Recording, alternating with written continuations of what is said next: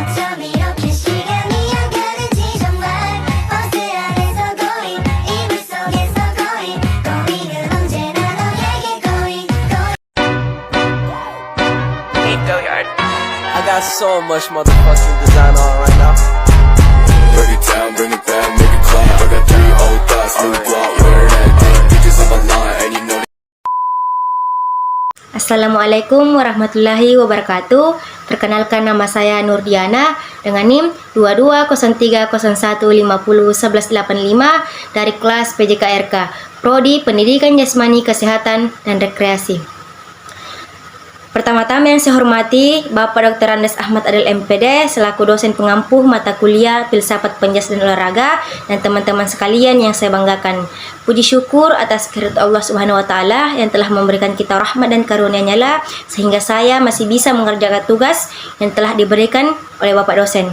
Tak lupa pula kita kirimkan salawat serta salam kepada Nabi besar kita Muhammad SAW, karena berkatnya ialah yang telah membawa kita dari alam kegelapan menuju alam yang terang benderang seperti saat ini. Baik, pada kali ini saya akan mempresentasikan dan memaparkan materi tentang diskursus makna dalam perkembangan olahraga masyarakat.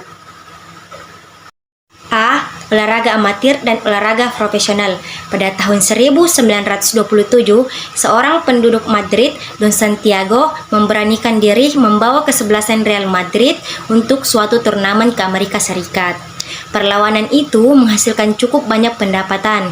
Karena itu para pemain Real Madrid memutuskan serentak menandatangani kontrak sebagai pemain bayaran. Peristiwa itulah yang menandai pertama kalinya sepak bola bayaran di benua Eropa.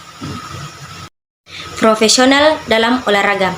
Profesional dalam olahraga adalah olahraga dengan bayaran sebagai mata pencaharian, karena seorang profesional tidak lagi dapat disebut bermain, akan tetapi bekerja. Ia tidak lagi berolahraga karena kesenangan untuk memperoleh uang sebagai nafkah hidupnya. Meskipun demikian, tidak dapat dikatakan bahwa seorang profesional itu tidak sportif lagi. Sistem negara komunis. Menurut sistem negara komunis, maka gaji warga negara hendaknya sebisa mungkin sama rata. Sedangkan dengan adanya sepak bola bayaran, timbul kemungkinan beberapa pemain bisa jadi seorang kaya raya. Suatu situasi yang sedikit banyak berbau kapitalis. Lagi pula dengan sistem transfer dalam sepak bola bayaran bisa menimbulkan unsur spekulasi, perjudian, persaingan kurang sehat dalam tawar-menawar atau apapun namanya. Negara dalam blok komunis. Di negara-negara lainnya dalam blok komunis situasinya sedikit berlainan. Dalam arti sistem di atas berlaku pula di situ. Namun ada suatu hal yang tidak ditemukan di Amerika. Bila pemain-pemain Rusia dilarang untuk dibeli oleh luar negeri, pemain-pemain Romania, Bulgaria, Yugoslavia, Polandia misalnya, dan juga pelatih-pelatih mereka boleh mencari pekerjaan sebagai pemain atau pelatih di negara-negara demokratis.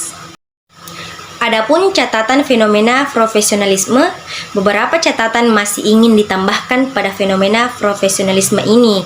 Setelah Eropa Barat dan Tengah bersama Amerika Selatan di awal tahun 30-an ditelan oleh sepak bola bayaran, maka segera pada Olimpiade Berlin 1936 menjadi jelas betapa surutnya perhatian masyarakat terhadap turnamen sepak bola Olimpik.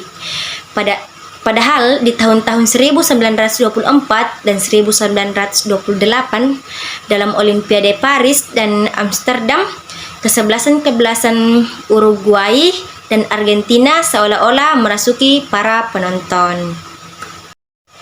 Organisasi profesional dalam olahraga. Di Indonesia, profesionalisme dibenarkan karena dapat memperluas lapangan kerja. Organisasi profesional dalam olahraga mempunyai aturan tersendiri dan tidak sama dengan organisasi olahraga biasa pada umumnya.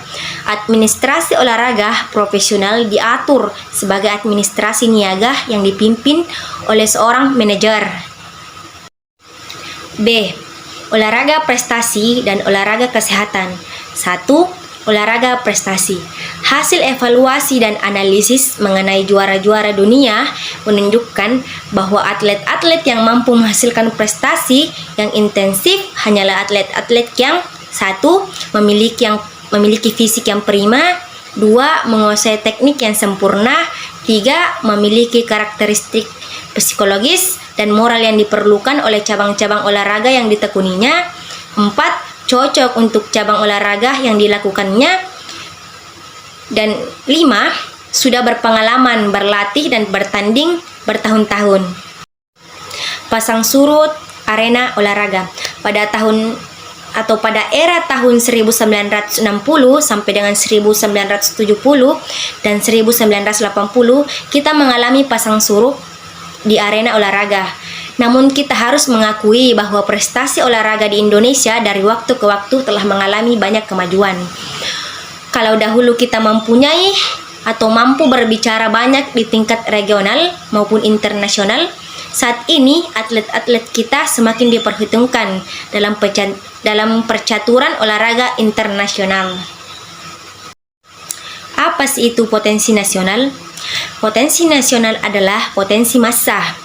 Apabila kita mempertimbangkan kemanfaatan olahraga bagi pembangunan nasional, maka menjadi kewajiban bagi kita semua untuk membinanya secara sadar dan terarah menuju kepada massa bangsa Indonesia seluruhnya.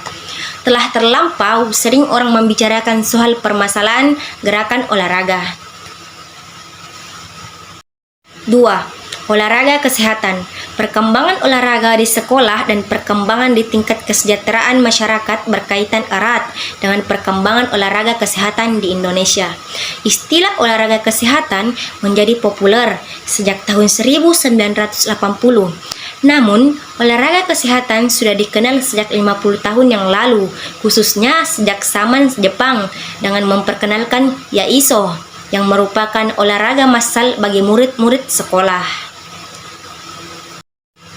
Adapun kegiatan olahraga zaman Jepang sebelum tahun 1945, yaitu pada zaman Jepang, setiap pagi murid-murid sekolah mendapat acara kegiatan jasmani massal yang disebut kesehatan.